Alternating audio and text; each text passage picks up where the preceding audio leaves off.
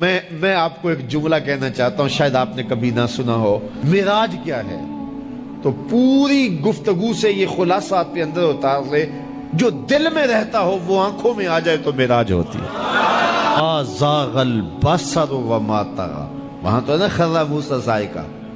حضرت موسیٰ نے جب تجلیات کو دیکھا تو بے ہوشی طاری ہو گئے، اور یہاں کیا سورہ نجم اٹھائیے نا کہ پھر وہ قریب ہوا، پھر وہ قریب ہوا، پھر اس نے جلوے دکھائے نا، تو فرمایا افتمارونہ علی ما یری، تم اس بات پہ بحث کر رہے ہو کہ اس نے دیکھا کہ نہ دیکھا۔ وَلَقَدْ رَآهُ نَزْلَةً أُخْرَى، سنو پھر اس نے ایک بار نہیں دو بار دیکھا۔ تم ایک بار کے بارے جھگڑ رہے، اس نے پھر دوبارہ دیکھا، اس نے بار بار دیکھا۔ آگے ذرا دیکھیے، قرآن بتاتا ہے جو آنکھ نے دیکھا دل نے اس کی تکذیب نہیں کی، دل نے کہا یہ وہی ہے۔ تو پہلے دل نے دیکھا تھا، اب آنکھ نے بھی دیکھ لیا۔ اب میں آپ کو ایک جملہ کہنا چاہتا ہوں، شاید آپ نے کبھی نہ سنا ہو۔ معراج کیا ہے؟ تو پوری گفتگو سے یہ خلاصہ آپ کے اندر اتار لے، جو دل میں رہتا ہو وہ آنکھوں میں آ جائے تو معراج ہوتی ہے۔ جو دل میں رہتا ہو، درد بن کے رہتا ہو، جس کی اڈیک ہو، جس کی آس ہو، جس کی امید ہو، جس کے لیے تڑپ ہو، جس کے لیے بے چینیاں ہوں، جس کے لیے اضطراب ہو، جس کو دعاؤں میں مانگا جائے، جس کو تمناؤں میں طلب کیا جائے، جس کے لیے منتیں مانی جائیں، جس کے لیے وظیفے پڑھے جائیں، جو دل میں رہتا ہو جب آنکھوں کے سامنے آ جائے تو صحیح تو معراج کہتے ہیں۔ جو آنکھ نے دیکھا دل نے اس کی تکذیب نہیں کی۔ اور یہاں ایک اور جملہ کہتا ہوں، وہ یہ کہ دنیا پہ ہوتا یہ ہے کہ جب کوئی نظارہ دیکھا جائے، کوئی منظر دیکھا جائے تو ناظر تعریف کرتا ہے نا کہ واہ واہ کیا منظر تھا۔ آپ دنیا کے اوپر جاتے رہتے ہیں، مناظر دیکھتے ہیں تو واپس آ کہتے ہیں کیا منظر تھا۔ یہ گرمی چمکنے والی ہے، لوگ شمالی علاقہ جات میں جائیں گے تو واپسی آ کے بتائیں گے کیا منظر تھا، خوب پہاڑ تھے، کوثاروں کا رنگ کیا خوبصورت تھا، پھوٹتے جھرنے، بہتی ندیاں، کیا رنگ تھا یار، کیا موسم تھا، کیا خنکی تھی، کیا جمال تھا۔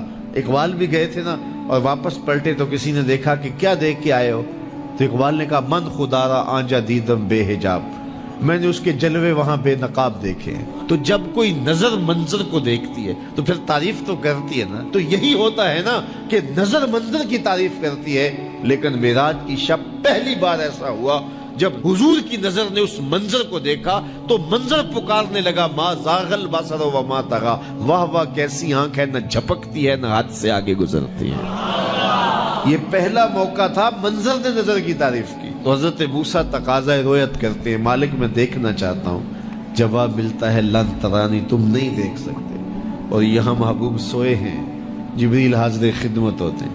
پہلے تو کہا کہ کنڈی نہیں کھڑکانی، جبریل تیرے لیے میرا محبوب اٹھ کے دروازہ کھولے۔ اللہ اکبر، کہا چھت سے سوراخ کرو اور جا کے قدموں میں بیٹھ جاؤ۔ سوراخ کیا اور وہاں سے گزرے، پھر حضور کے قدموں پہ آئے۔ محبوب کو اب جگا لوں؟ کہا نہیں، میرے محبوب کے قدموں پہ ہونٹ رکھ دے۔ اب جبریل حضور کے قدموں کو چومتے ہیں۔ یہاں ظہوری صاحب بھی مجھے یاد آئے، اللہ ان کی قبر پہ رحمت نازل کرے۔ سادہ لہجہ ہے لیکن کتنا دل نشیں ہے۔ بشرط چادر تان کے ستا، ذرا غور کیجئے، بشرط چادر تان کے ستا، نور چمے پہ تلیاں۔ ذرا منظر تو تصور میں لائیے، بشرط چادر تان کے ستا، نور چمے پہ تلیاں، جس دی خاطر سجیاں ہویاں نے عرش بری دیاں گلیاں۔ پھر بشرط اگے لنگ دائی جاوے، نوری رہ گیا تھلے، جس ویلے انہوں ود دیاں ویکھیا، آکھے بلے بلے بلے۔ جبریل حضور کے قدم چوم رہے ہیں، حضور بیدار ہوتے ہیں۔ کہا جبریل کیا بات ہے؟ تو جبریل نے کیا کہا؟ ان اللہ اشتاق الی لقائک یا رسول اللہ، حضور آپ کا رب آپ کے دیدار کا مشتاق ہے۔ پھر حضور کا سینہ شق کیا گیا، قلب اطہر سینے سے نکالا گیا، آب زمزم سے غسل دیا گیا، اور حضور اس منظر کو آنکھوں سے دیکھ رہے ہیں۔ علامہ بدر الدین عینی علیہ رحمہ، شارح صحیح بخاری، آپ نے عینی شریف میں لکھا ہے، یہ بخاری کی شرح ہے، حضور کا قلب اطہر نکالا گیا تو جبریل نے حضور کا دل دیکھا تو جبریل تو آشش کر اٹھا، واہ واہ کیسا دل ہے جس میں دو آنکھیں ہیں جو دیکھتی ہیں، دو کان ہیں جو سنتے ہیں۔ یہ حضور کا قلب اطہر ہے۔ حضور نے فرمایا صحابہ صفیں سیدھی رکھا کرو، مت سمجھو میں آگے دیکھتا ہوں۔ جس طرح جب حضور قرب خاص میں گئے اور ان منازل کو طے کر گئے جہاں تک نہ کوئی گیا تھا نہ کوئی پہنچ سکتا تھا، تو اللہ نے اپنے محبوب کو بہت کچھ دیا۔ 70,000 اسرار تھے، 70,000 رموز تھی، 70,000 حکایات تھیں۔ محبوب کی جھولی میں بہت کچھ ڈالا اور ڈال کر کے کہا بما اشرفک یا احمد، اے محبوب یہ تو میں نے خود دیا ہے، اب تو اپنی چاہت بھی بتا، تیری چاہت کیا ہے۔ یہ مہمان نوازی کے تقاضے ہوتے ہیں نا، کہ سب کچھ پیش کرنے کے بعد بھی میزبان کہتا ہے کوئی اور، آپ کی کوئی پسند، تو یہ میزبانی کے تقاضے ہوتے ہیں۔ تو سب کچھ دینے کے باوجود، ہاں جھولی میں ہر چیز ڈال دینے کے بعد کہا بما اشرفک یا احمد، پیارے بتائیے آپ کو کیا دیا جائے۔ اب پھر حضور کی ڈیمانڈ دیکھیے، حضور نے مانگا کیا۔ کسی شخص کو دیکھنا ہو کہ وہ کہاں کھڑا ہے، اس کو آپ اختیار دے دیجئے گا، پھر پتہ چل جائے گا وہ کتنے پانی میں ہے۔ آپ مجھ سے پوچھتے ہیں کہ مانگیے کیا مانگتے ہو، تو میں کہوں مجھے پانی دو تو آپ سمجھیں گے پیاسا ہے، میں کہوں کھانا دو آپ سمجھیں گے بھوکا ہے، میں کہوں گا میرے نام کے نعرے لگاؤ آپ کہیں گے شہرت کا متلاشی ہے، میں کہوں گا اٹھو اور میرے اوپر پیسے لوٹاؤ میں اتنی اچھی تقریر کر رہا ہوں، تو آپ کہیں گے یہ تو بیچارہ غربت کا مارا ہوا ہے، اس کے اندر کی ابھی بھوک گئی نہیں ہے۔ تو کسی شخص کے ظرف کا پتہ لگانا ہو تو اس کو اختیار دے دیجئے مانگ کیا مانگتا ہے۔ اور مانگنے والے جب کوئی کمال چیز مانگ لیں، وہ کیا کسی نے کہا نا میرے سوال کی عظمت تو دیکھ ہے ساقی، میرے سوال کی عظمت تو دیکھ ہے ساقی، جام نہ دے حسن طلب کی داد تو دے۔ تو کسی کے سوال سے اس کا ظرف کھلتا ہے کہ وہ کہاں کھڑا ہے۔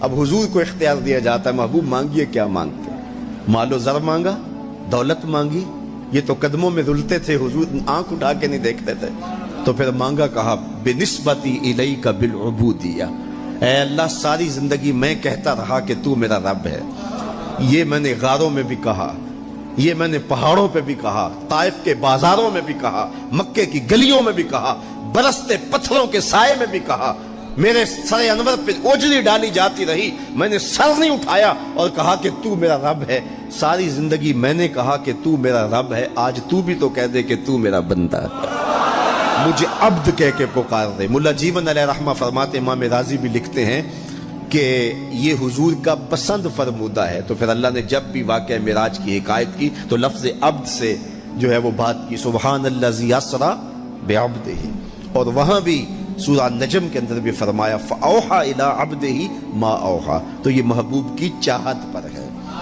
اور پھر عبدیت کا بندے کی طرف سے جو اظہار ہوگا اس کے لیے پھر 50 نمازوں کا تحفہ دے دیا کہ میرے بندے تو پکارتا رہے اور مجھے رب کہہ کے پکارتا رہا، میں تجھے لبیک یا عبدی کہہ کے پکارتا رہا۔